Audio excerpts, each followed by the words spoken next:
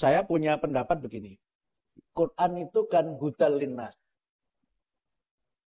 yang sering dimaknai sebagai petunjuk bagi umat manusia. Sehingga karena itu maka Al-Quran itu harus dipahami oleh semua manusia. Tidak hanya orang beriman, orang agama lain pun juga harus memahami Al-Quran. Walaupun yang mendapatkan petunjuk itu adalah orang-orang yang beriman, orang-orang yang bertakwa. Tapi petunjuk Al-Quran itu open. Yang pertama itu. Tapi yang kedua, kalau dia hanya menjadi petunjuk saja, mungkin Quran itu hanya cerita romantisme, atau menjadi teks yang menenangkan kita secara spiritual, tapi tidak punya daya gerak untuk kita itu maju. Kira-kira begitu. Sehingga saya cenderung menafsirkan Quran itu tidak hanya guidance for living, tetapi living guidance. Nanti Mas Iza yang ahli bahasa Inggris dijelaskan bedanya itu. Kalau guidance for living itu petunjuk untuk hidup. Jadi ibaratnya begini, kalau kita itu jalan, ada rambu-rambu lalu lintas, kita dipandu oleh Google Map misalnya, itu petunjuk untuk hidup. Tetapi kalau guidance for living, itu kita lebih tinggi dari sekedar itu. Oke, pakai Google Map, ada sinyal itu jalan. Tapi begitu tidak ada sinyal, kan tidak terjadi. Kalau nggak ada sinyal, nggak berfungsi semua itu Google Map itu. Orang pakai GPA, General Positioning Satellite, itu kalau ada koneksi satelitnya. Kalau nggak ada, terus apa? Nah, akhirnya GPA itu bukan General Positioning Satellite, tapi gunakan penduduk setempat. Alias tanya-tanya, begitu kan? Nah, Karis Sopan Forest tadi itu, mencari petunjuk evolusi, nggak ada. Terus apa? Apakah Al-Quran tidak lengkap? Kalau dikatakan di Quran itu tibyana likulli syai'. Kalau ada tibyana likulli syai', kenapa tidak ada teori evolusi dalam Al-Quran?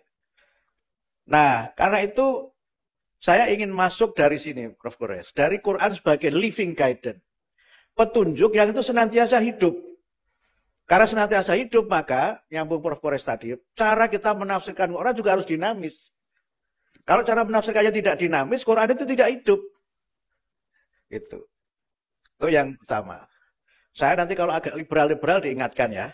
Karena ini mungkin bisa jadi dalam sebagainya jangan-jangan saya liberal gitu. Yang kedua, banyak di antara kita yang mencoba melakukan rasionalisasi Al-Quran. Yang menjelaskan Al-Quran berbagai macam pendekatan rasional. Atau misalnya saintifikasi Al-Quran. Beberapa tahun yang lalu kan muncul namanya Harun Yahya itu kan. Yang seakan-akan melakukan pembenaran ayatnya begini, bukti ilmiahnya begini. Dan kalau itu dilakukan, mungkin tidak terbukti yang disebutkan Quran itu. Dan kalau tidak terbukti, berarti kan Quran itu salah. Karena sekarang misalnya soal Nabi Adam itu hidupnya di mana sih? Itu kan belum ketemu. Belum ada kesepakatan di antara para mufassir itu. Ada yang menyebut Nabi Adam itu dari India. Ada yang menyebut dari Afrika. Ada yang menyebut di mana gitu.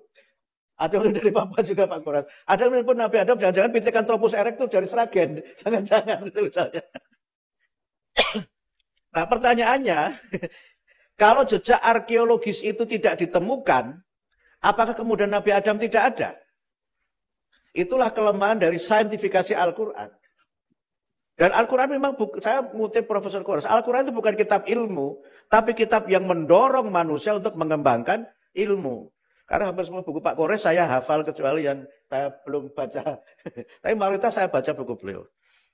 Karena itu, ketika beliau tadi menyebut Kiai Haji Ahmad Dahlan, Kiai Ahmad Dahlan itu mengenalkan model penafsiran yang saya sebut dengan tafsir transformatif. Nah ini, tidak tahu, belum ada saya kira dalam studi ilmu tafsir ini. Jadi bagaimana dari Al-Ma'un itu lahir PKU, itu tidak ada contohnya. Gak ada di Quran itu perintah mendirikan panti asuhan, itu tidak ada. Yang ada adalah perintah menyantuni anak yatim, memberi makan orang miskin.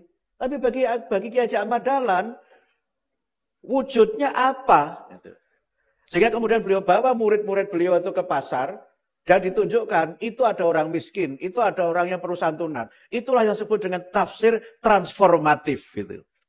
Sehingga ayat itu menjadi hidup, karena Al-Ma'un melahirkan rumah sakit. Dari Al-Ma'un lahir panti asuhan. Dari Al-Ma'un lahir dulu apa namanya Mas Armen Huis, West Huis itu. Tidak ada perintah Quran untuk itu. Tetapi tanpa kita melakukan transformasi, tafsir Al-Quran itu, maka Quran hanya menjadi bacaan yang menjadi pelipur lara. Syifaun lima fisudur itu saja gitu. Kalau hanya itu, ya berarti Quran hanya menyenangkan kita secara personal, tapi tidak menggerakkan kita untuk maju. Nah, saya menamakannya tafsir transformatif itu. Ada nggak perintah Quran mendirikan sekolah? Ada nggak? Nggak ada kan? Quran yang mengatakan yarfa'illahu alladzina amanu minkum walladzina utul ilma darajat. Kalau saya terjemahkan dengan cara saya, karena tidak ahli tafsir, jadi saya bebas menafsirkan. Kalau ahli kan harus bertanggung jawab, karena saya tidak ahli, jadi saya bebas itu. Saya terjemahkan ayat itu dengan pendekatan sosiologis. Allah itu benar-benar akan memuliakan bangsa-bangsa yang beriman dan berilmu pengetahuan. Karena itu bentuk jamak. Alladzina itu kan bentuk jamak. Jadi karena bentuk jamak, maka tafsir sosiologisnya adalah bangsa-bangsa. Jangan orang-orang. Beda sekali bangsa dengan orang-orang itu. Itu. Apalagi orang-orangan. Lebih repot lagi itu orang-orangan itu. Ini menurut saya sudah cara yang berbeda untuk mengangkat dimensi gerakan dari kita menafsirkan ayat.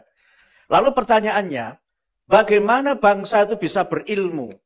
Bagaimana bangsa itu bisa beriman?